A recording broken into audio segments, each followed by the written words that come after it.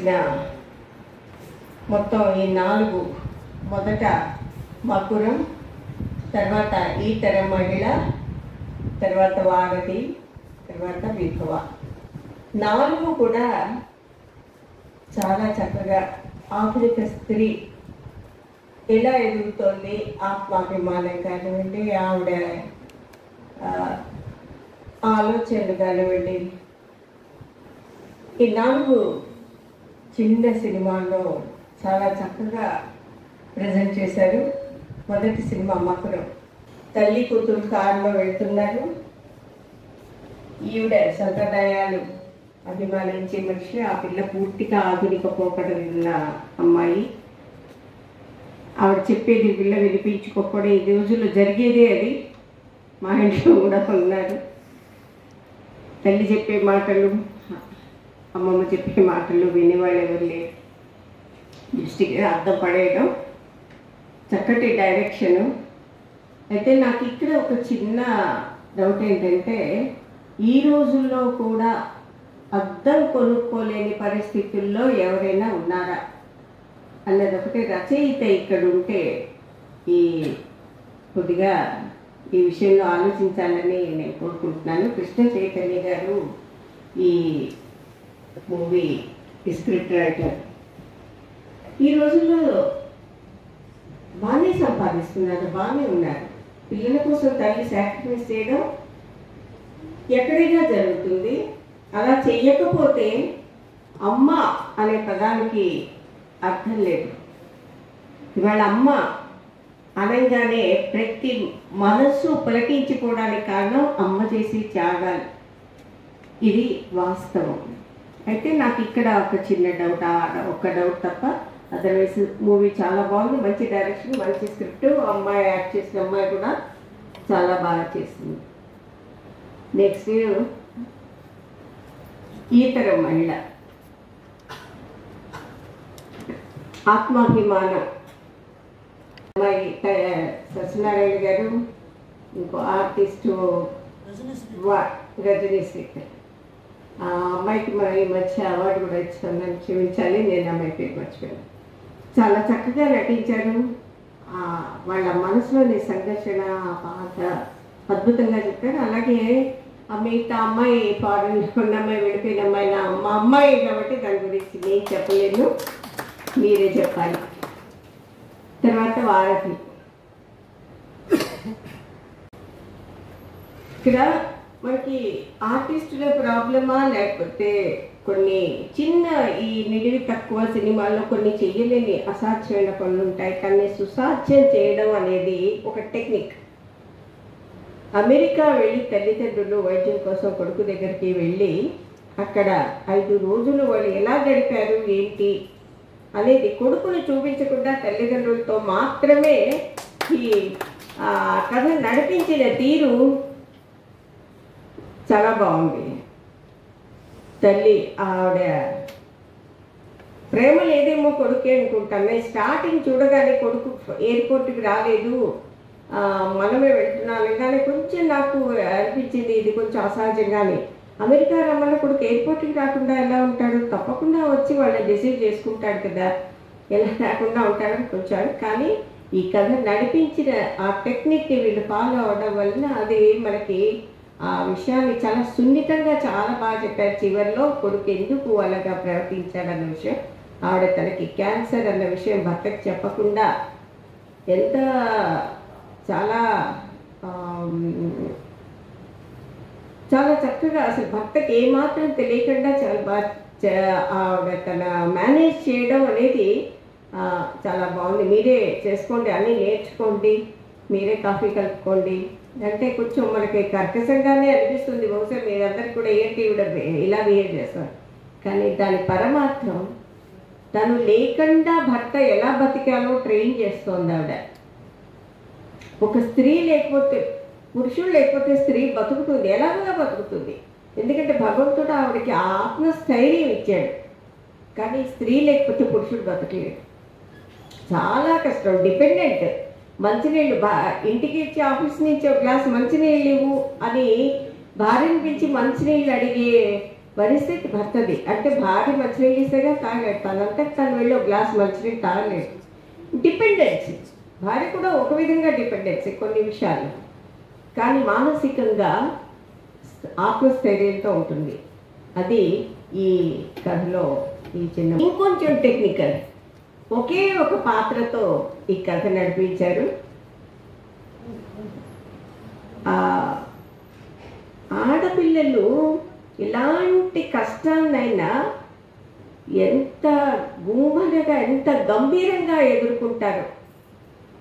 చాలా గంభీరంగా అమ్మాయి ఈ స్థితిని ఎదుర్కోవడం, భర్త ఒక అన్నయ్య తిట్టాడని ఆత్మహత్య చేసుకున్న విషయం ఆ పెళ్లి సందర్భంలో ఎవరికి చెప్పకుండా అమ్మాయి మేనేజ్ చేసిన తీరు కూడా చాలా ఒక అద్భుతమైన టెక్నిక్ ఫాలో అయ్యి ఒక చిన్న షార్ట్ మూవీ ఎలా చేయాలి, ఒక షార్ట్ మూవీకి స్క్రిప్ట్ ఎలా రాయాలి, ఇవన్నీ కూడా ఈ మూవీస్ ద్వారా నేర్చుకునే అవకాశం ఉంది.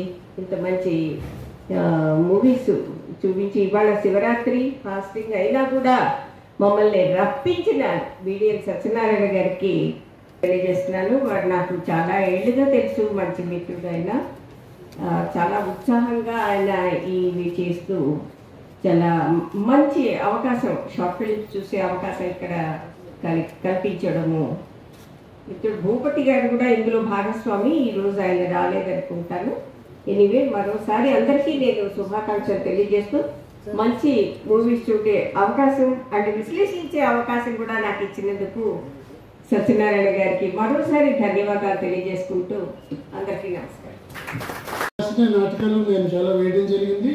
అందులో మ్యాచ్ ఫిక్సింగ్ అనే ఒక నాటికని ప్రముఖ సినీ దర్శకుడు ఏవివి సత్యనారాయణ గారు వారి దగ్గర తీసుకొని మనం చూసిన కీతకీతలు అనే సినిమా వీరి రచన ఆధారంగానే తీశారు. వారు కళారంగానికి రచయిత్రిగాను, నాటక రచయిత్రిగాను, వ్యాఖ్యాత్రిగాను పనిచేయడమే కాకుండా వారి కుమార్తె ఇప్పుడు ఈ తరం మహిళల్లో నటించిన రాజేశ్వరి ఉదయగిరి గారు మంచి యాంకర్గా, డబ్బింగ్ ఆర్టిస్ట్గా, సునీత గారు డబ్బింగ్ ఆర్టిస్ట్గా వస్తున్న సమయంలో ఆమెకు సమకాలీనులుగా ఉన్నారు. జెమినీ టీవీలో యాంకర్గా పనిచేశారు.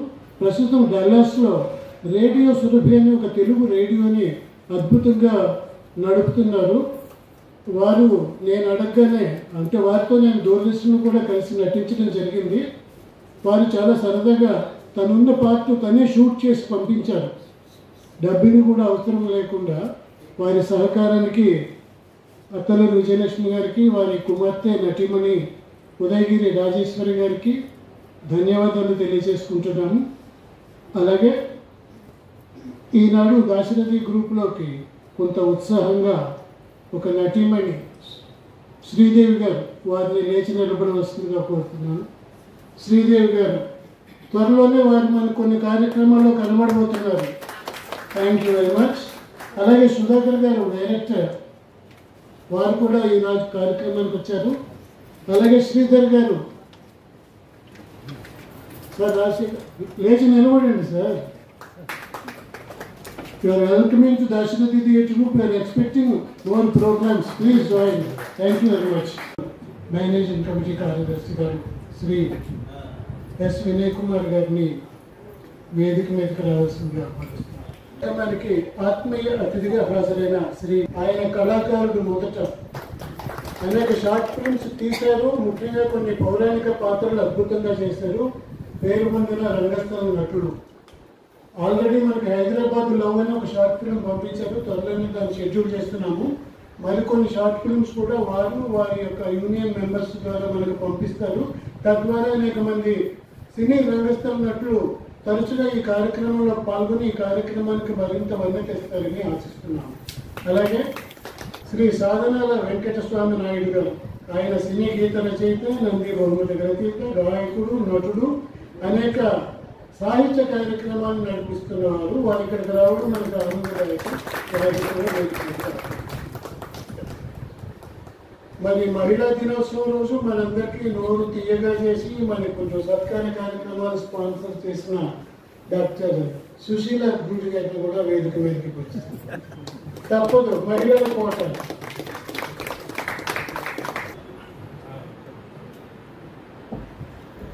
సర్టిఫికెట్లు అందజేసిన తర్వాత పెద్దల సందేశం మనం విందాం. శ్రీ విఠల్ గారు. మిషన్ కోరిదాస్ గారిని పార్టిసిపేషన్ సర్టిఫికేట్ తీసుకోవాల్సిందిగా కోరుతున్నాను.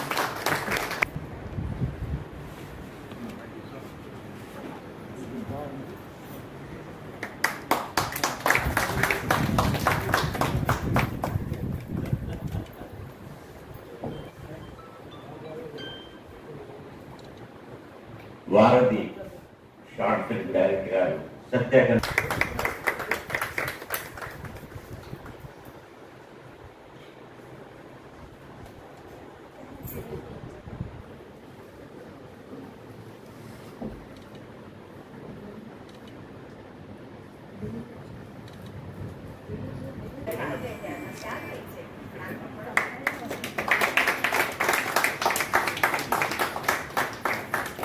బ్యాక్గ్రౌండ్ ఫ్రేమ్ మొత్తం అందరు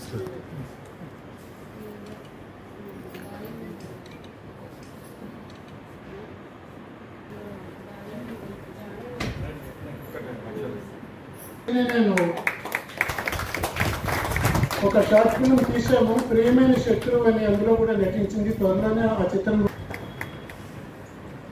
ఈ బరువుతో నేను నటించాను.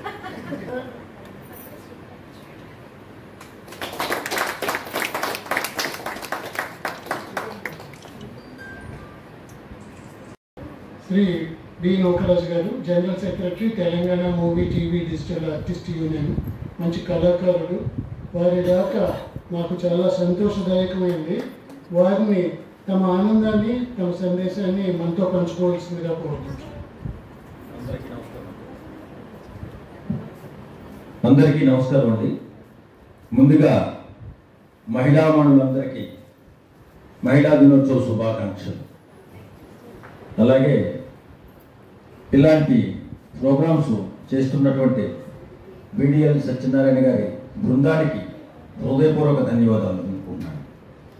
ఈరోజు మహిళా దినోత్సవం కాబట్టి మహిళల గురించే మాట్లాడాలి.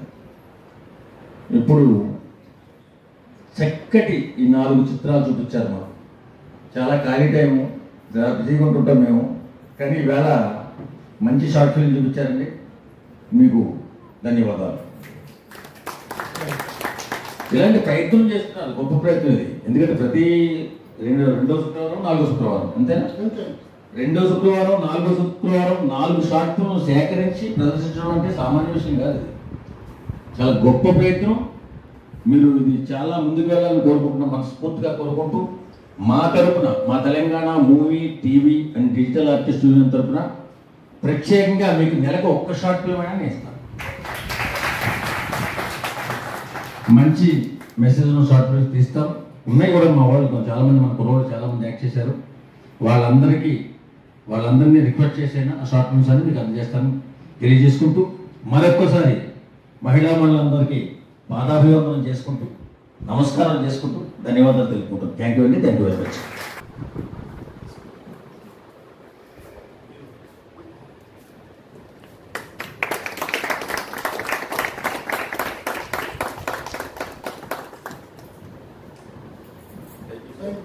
వారికి ధన్యవాదాలు తెలుపుతూ వారు సందేశం వస్తుందా. ఈ చిత్ర ప్రదర్శనకు విచ్చేసిన అందరికీ కూడా నమస్కారాలు. ఈరోజు నిజంగా ఈ సుందరయ్య విజ్ఞాన కేంద్రంతో, ఇక్కడ ఉన్న కళాకారులతో అనుభవాన్ని నెవరవేసుకోవడానికి అవకాశం ఇచ్చిన సత్యనారాయణ గారికి, వీరికి ముఖ్యంగా ధన్యవాదాలు తెలియజేస్తున్నాను. నాకు ఈ సుందరయ్య విజ్ఞాన కేంద్రంతో దాదాపు 30 ఏళ్ల నుంచి అనుభవం ఉంది. మొట్టమొదట అక్షరాస్యత ఉద్యమంలో పాటలు రాసిన 6 రచయితల్లో నేను ఒకడిని. ఇదే వేదికలో ఆ కార్యక్రమం ఒక అత్యుత్తమమైన కార్యక్రమం.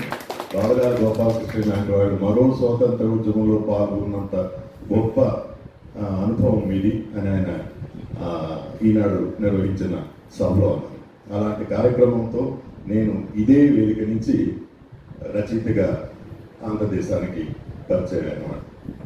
అంతేకాదు, ఈవేళ విచిత్రం ఏంటంటే, ఈ షార్ట్ ఫిల్మ్లో తీసిన గోపీచంద్ గారు, అందులో సత్య వారు, నేను ముగ్గురు కూడా యూరోప్ యాత్ర తీశాము విచిత్రంగా, ఒకరికొకరు తెలియకుండా.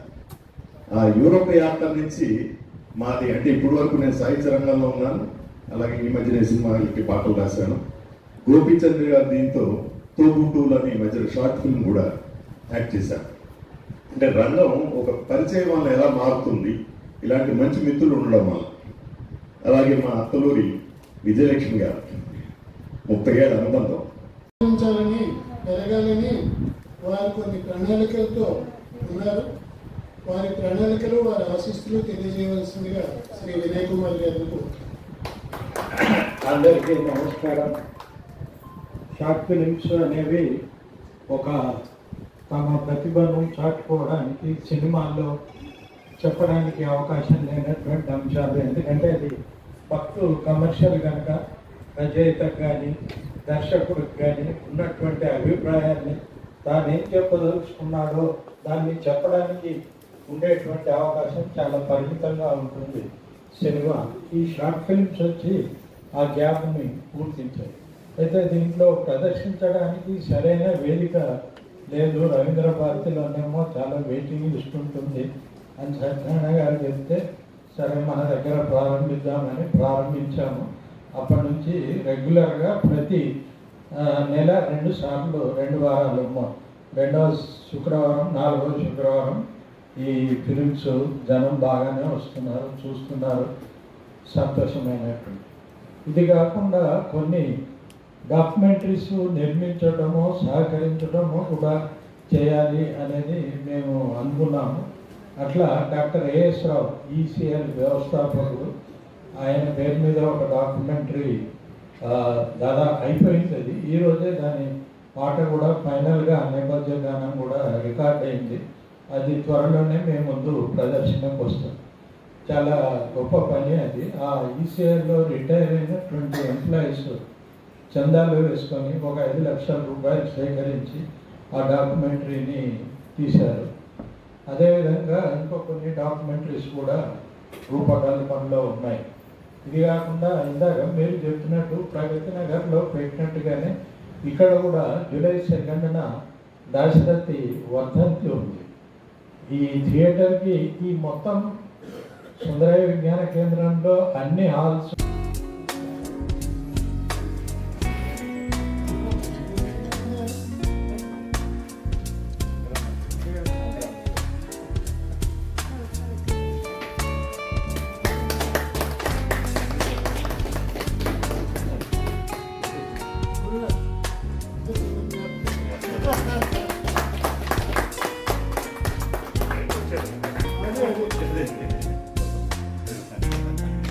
వారికి మేము అందజేయవలసిన మెమెంటోని స్వీకరించవలసిందిగా శ్రీ నూకరాజు గారిని కోరుకుంటున్నాము. అలాగే ఈ తరం మహిళలు నటించిన రజనీ శ్రీకళ గారు ఆర్టిస్ట్ అసోసియేషన్ జాయింట్ సెక్రటరీ, వారు కూడా శివరాత్రి కార్యక్రమంలో ఉండడం రాలేకపోయారు.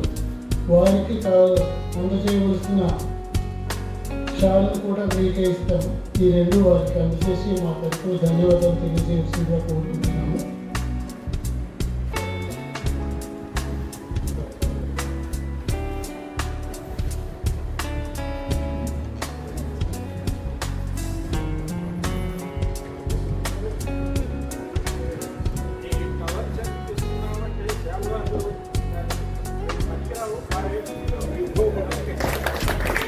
అయ్యో నేనేదో మాట్లాడాలనుకున్నాను ఎవరైనా అనుకుంటే కనుక మాట్లాడతాం.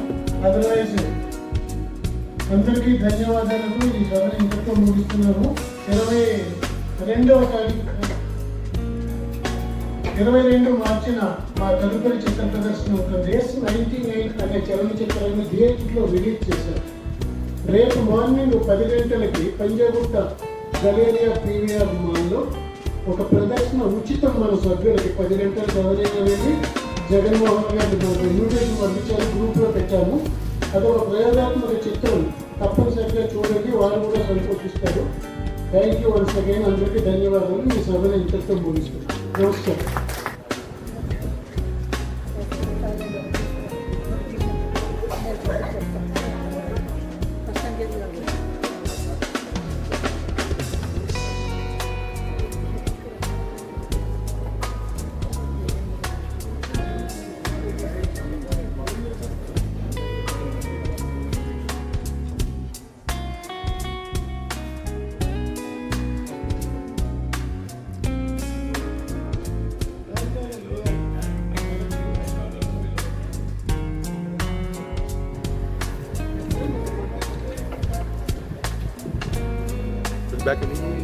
నమస్కారం.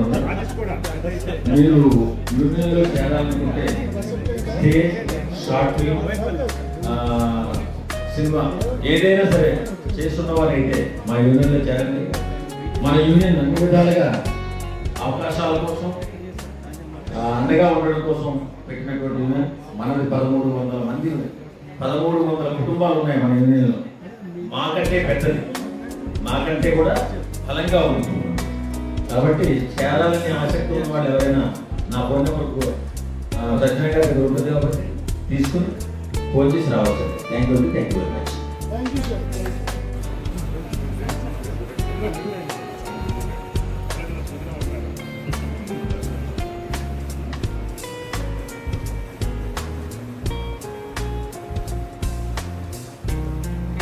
గడ్డాలు దుష్ట చతుస్తే